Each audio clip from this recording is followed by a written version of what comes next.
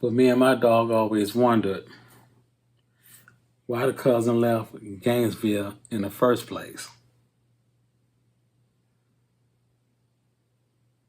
Because for the past couple of years, me and my nigga, we'll always just sit back and compare notes, talk about certain things.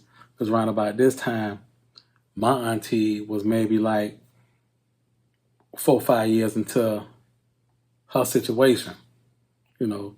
She hadn't been sitting down for like 4 or 5 years. Because in 1985, her Cuban boyfriend, and the lieutenant, they got bammed in Brunswick, Georgia. When they got knocked off in 1985, of course, the Cuban boyfriend and the lieutenant, they ate the charge.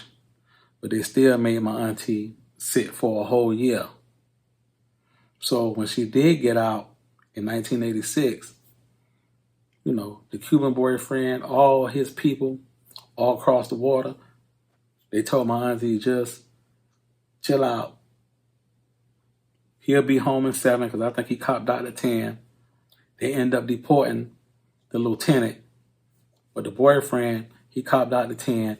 And of course, everybody know he was going to be home in 6, 7 years. So they told her, just sit down. Everything going to be better than ever. True to their word, when he did hop out, shit was definitely better than ever. So it used to be a little shit like that, me and my nigga. We used to just sit back and compare notes. And he used to always tell me about his family in Gainesville. He was telling me how they had that shit sold the fuck up.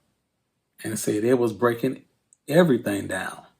Because, like we used to say back in the days, all the nickel rocks that was in Miami, once them shit get cross County Line Road, them shit's going for $15 and $20. If a nigga copped a whole brick back in the Gap, see that nigga go ahead and get a brick for like $15,500, $16,000. If the home team cop a brick and we break that shit down and all nickel rocks and we jump that shit in Miami, we probably go walk away with like $31,000, $32,000. But now you gotta understand, once that same brick get across County Line Road, when they get to Palm Beach and, get all through the muck and Belglades and, Melbourne and Brevard County and, Lakeland, Ocala, Gainesville, that same 30-something thousand that nigga made off the brick in Miami, you got to triple that shit. So a nigga definitely was walking away with like, 80 to 90,000 off a brick. And he used to tell me all this shit like, yeah, nigga, my cousin and my uncle, them aunties in Gainesville, they breaking everything the fuck down. Ain't nothing but 20s going and 20s coming. So it all made sense. But then it always brings us back to the question, if they had the whole thing going like that in Gainesville, why the cousin left in the first place? Because, we know the uncle in Rochester, he was in. I tell y'all all the time, he was definitely grabbing 10 every 10 days. He was definitely grabbing 30 a month, and he was turning them 30 bricks into 60 bricks, and he was breaking that shit all the way down. He wasn't selling no way.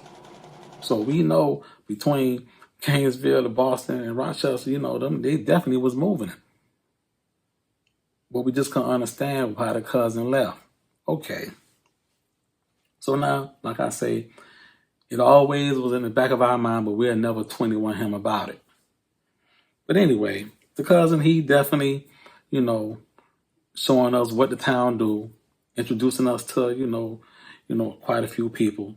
And it's kind of funny because, he used to take us, down on Main Street. We used to go to Midtown Mall, and he used to take us to his favorite jeweler. There were some Arabs. And when he introduced us to the Arabs at the jewelry store, they put us up on the Italian jewelry store, which turned out to be the Italian juryman who I'm always talking about. So, by ways of the cousin and Arabs, they the ones, you know, put us up on the fuck ass Italian who played a real important part to the downfall of the mob. So every now and then we used to notice that the family from Gainesville, they'll come up to New York. They'll come up like maybe once every 2-3 months, probably for a family reunion or somebody, throwing a big party. Because like I tell you, my dog, between Gainesville, Boston, and New York, and down in Miami, he had like a big ass family. So they'll come up every now and then. But we started noticing they started coming up once a month. And ironically, every time they would come, the cousin, he'll always get in the wind. He'll never be around. Every time, the family throwing these big functions and all that.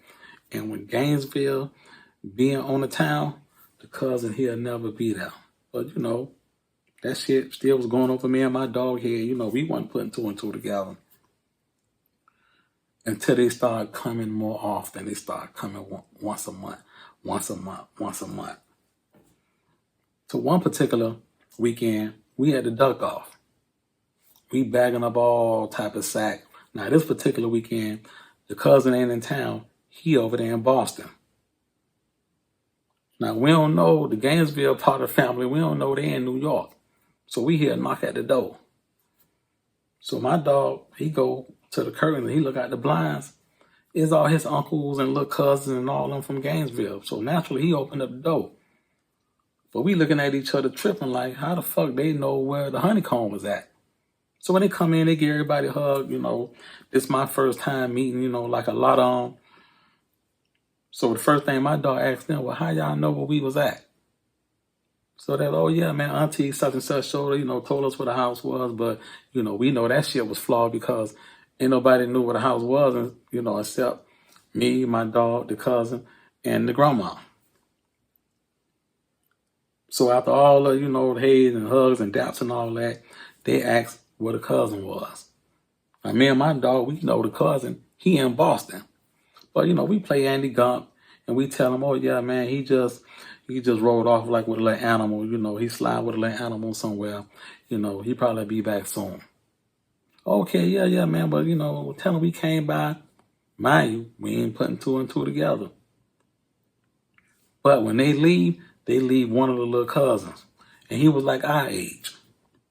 So as the little cousin stayed and, we talking, we comparing notes and he telling us, man, y'all need to come to Gainesville, man.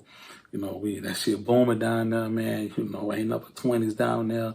The family got that shit, locked the fuck down, man. This, that, and the third. And whoop. So after all of, playing around the rim,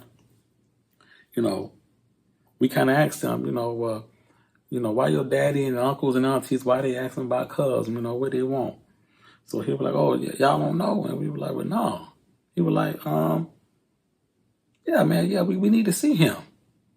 Every time we come up here, man, we can't never find him, man. He said, we know what it is. We know auntie, probably hiding him out somewhere in Boston or whatever. But every time we come, we can't run into him. Yeah, but we definitely, we on his head. So then me and my dog looking at each other and we like, well, why? He was like, man, y'all really don't know? And we were like, nah. He was like, yeah, man. Cuz ran off for $275,000. We were like, what? So the little cousin was like, man, I know y'all knew, man. We were like, man, how the fuck we know something like that? He was like, yeah, man. Yeah, man, he ran off with, over $250,000, man. He was like, and what's so fucked up about it, the majority of that bread, it was all the little cousins, like my brother and them and all the cousins. He said, man, they ain't had shit to do with my daddy and my uncles, aunties and all that. They got their millions. He said, man, that $250,000, he said, man, that was all the jits, man. That was all the jits in the family. We had done, every time a nigga get 10,000, man, we was throwing that shit in the backyard. We was burying that shit. We were like, yeah, man, until we know we had like 275,000 back there. You say, man, but yeah, man. Cuz went back there and dug up the hole and yeah, man. got in the wind with all that. Me and my dog looking at each other, we were like, now the shit makes sense. Now it makes sense.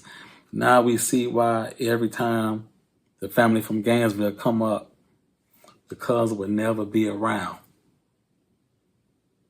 And his grandma, which is my dog auntie, and the little cousin auntie, you know, she will always make sure that the cousin will never be nowhere to be found. Now the shit started making sense.